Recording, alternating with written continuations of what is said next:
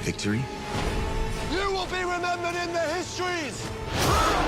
Or a mountain of dead high towers? Every ending in House of the Dragon so far has been building toward one thing, and it's not the thing most fans think it is. Everyone assumes Season 4 closes with Rhaenyra either winning or dying in some huge dragon battle, but if the show actually follows where Fire and Blood is heading, the real gut punch isn't a death. It's what happens after all the deaths, when the war is over and nobody who started it is left to see how it ends. That's the ending nobody is ready for, and that's what I want to break down properly. Because I don't think people are prepared for how quiet and how brutal the final stretch of this story actually is. So let's start with where things stand. By the point Season 4 picks up, the Dance of the Dragons has already chewed through most of the characters we've spent 3 seasons getting attached to.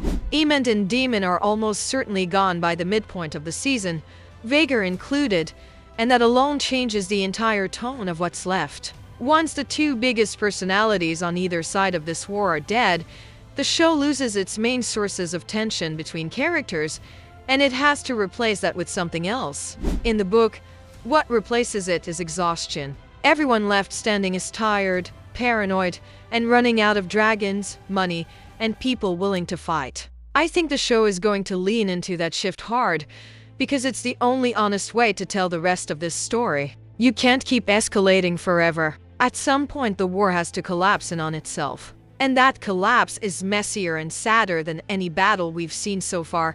The fighting up to this point has been loud and constant. But what comes next is different, because the show now has to deal with what's left over. Every kingdom that's been dragged into this war has lost soldiers, lords and dragons, and none of that comes back. The Riverlands have been burned and fought over more than almost anywhere else, and by this point, the people living there don't really care who sits on the Iron Throne anymore. They just want the war to stop. This matters because it sets up the tone for everything that follows. The show isn't going to end on a huge, triumphant note. It's going to end on a note of everyone realizing how much was lost for basically nothing, and I think that's a much harder thing to show on screen than another dragon battle. It takes real restraint to end a show like this on exhaustion instead of spectacle, and if House of the Dragon commits to that, it's going to be one of the more mature endings in this kind of fantasy series.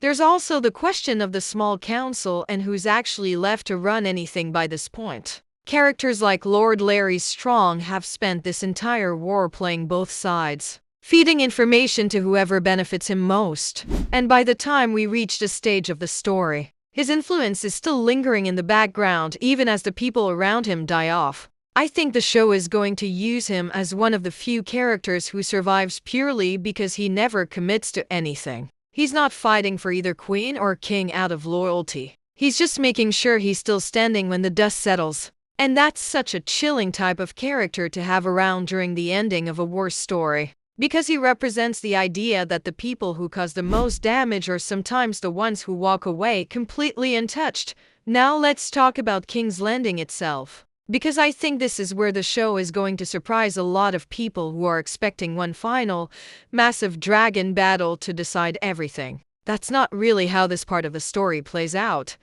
And honestly, I think that's what makes it so much more effective. The city doesn't fall because a bigger dragon shows up and burns it down. It falls because the people inside it have already turned against Rhaenyra long before anyone with a crown comes knocking. Think about everything the show has already set up. The small folk have been starving. They've watched dragons die in the sky above their homes. They lived through the storming of the dragon pit, watched creatures die in chains, watched a desperate boy fall to his death trying to prove himself worthy of a throne that was never his to claim. None of that gets forgotten by the people who lived through it. And I think Season 4 is going to cash in on all of that build-up in a big way. This is where Mysaria becomes so important. If the show really has been setting her up as the character taking on the role of the shepherd, someone who whips the people of Flea Bottom into a frenzy against the crown, then her storyline isn't finished yet. I think we see her influence spreading even further in Season 4. Not just inciting distrust, but actively turning the city into a place that's ready to abandon Rhaenyra the moment things get bad enough. And things do get bad. Food runs low. Fear runs high. People start remembering that this entire war started because of a succession dispute most of them never had a say in, and they start asking why they're the ones paying for it with their lives. That kind of slow-building resentment is so much scarier than a dragon attack because it means the enemy isn't outside the walls anymore. It's already inside, whispering, waiting. By the time Aegon actually makes his way back to King's Landing, I don't think he's storming a loyal city. I think he's walking into a city that's already given up on Rhaenyra, one that's almost relieved to see him coming, even after everything he's done. That's such a bitter, uncomfortable idea. But it's exactly the kind of ending that fits everything this show has been building towards since season 1. Rhaenyra spent years fighting for a throne that was supposed to be hers by right, and in the end, the people she was supposedly fighting for turn their backs on her the moment things get hard. There's no triumphant return for her here. There's no army rallying behind their rightful queen. There's just a slow, painful realization that the crown she wanted so badly was never as secure as she thought it was, and that the people underneath her were never as loyal as she needed them to be.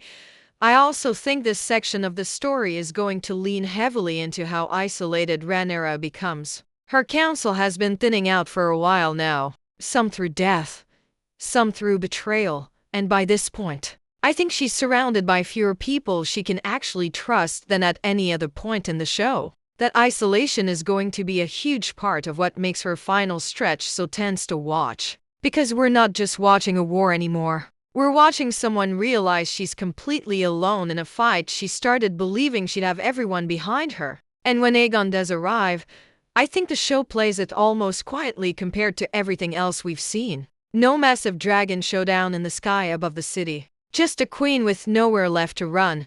In a city that's already decided it's done fighting for her, this brings us to the moment everyone's actually been waiting for. And I think it's the part where the show is going to deviate from the book in a way that hits so much harder for a TV audience. In Fire and Blood, Rhaenyra doesn't die in King's Landing at all. She flees. She makes it to Dragonstone. And it's there that Aegon's forces catch up with her and she meets her end, fed to a dragon in a scene that's horrifying even just to read. For a book, that works. It's distant. It's clinical. It's the kind of brutal historical footnote Fire and Blood is full of. But television doesn't work that way. And I don't think this show, after everything it's built, is going to let Rhaenyra's death happen somewhere off to the side, away from the throne that defined her entire life.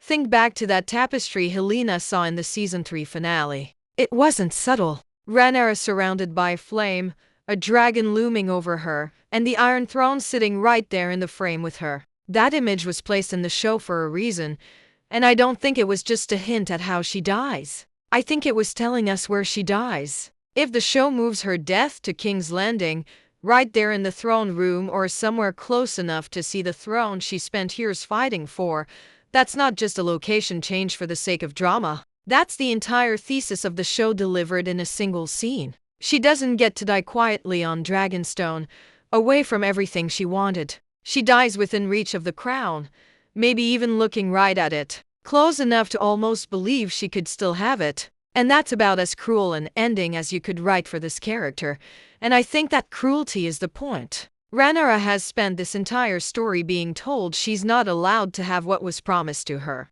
She was named heir. She was passed over. She fought a war to take back what was hers by right. And if she ends up dying with that throne in view but never actually sitting on it again, that's the show telling us this was never really about a crown. It was about a woman being denied something over and over. No matter how hard she fought, no matter how much she lost, no matter how many people died for her cause, that's a much heavier ending than just she dies at Dragonstone because it puts her failure right in front of her in the most literal way possible. She doesn't get distance from it. She doesn't get to process it somewhere quiet and far away. She has to face it right there, in the room, at the end. I also think the way this scene plays out matters just as much as where it happens. If the show follows the spirit of the book, this isn't a quick death. It's slow. It's public in some way. And it's designed to break her completely before it kills her. Whether that's watching people she trusted turn away, watching Aegon retake the throne in front of her, or realizing in her final moments that nobody is coming to save her. I don't think the show needs to copy the exact brutal details from Fire and Blood to make this hit hard. It just needs to put her in that room, in front of that throne, and let her understand exactly what she's lost before it's over. That's the kind of ending that stays with people long after the episode finishes. And it's exactly the kind of gut punch this show has been building towards since the very first scene of season 1. When we were shown a council choosing a king over a queen simply because of what she was born as. Her death in that same city, near that same throne, closes that loop in the most devastating way possible.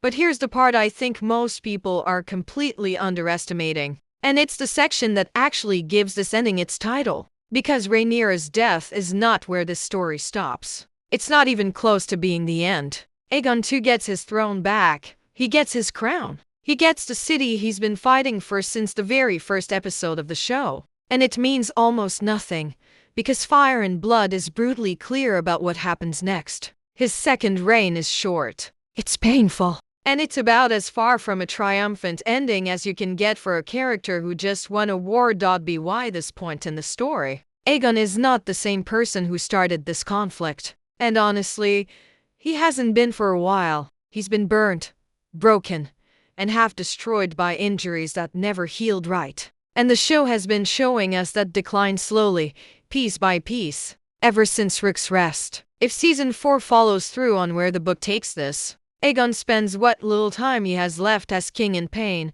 dependent on people around him, and increasingly paranoid about the same kind of betrayal that's defined this entire war. He got the throne back, but he doesn't get to enjoy it. He doesn't get a victory lap. He gets a short, miserable stretch of ruling a kingdom that's just as exhausted and broken as he is, surrounded by people who supported him because it served them, not because they actually believed in him, and then he dies too. Fire and Blood strongly suggests he's assassinated quietly, without much fanfare, which is such a strange note to end a character on after everything he's been through. Think about that for a second. This entire war, everything that's happened across 4 seasons. Dragons dying, cities burning, families torn apart. And the 2 people who were supposedly fighting over who deserved the crown both end up dead within a short stretch of each other. Neither of them getting to actually rule in any meaningful way. That's not a victory for either side.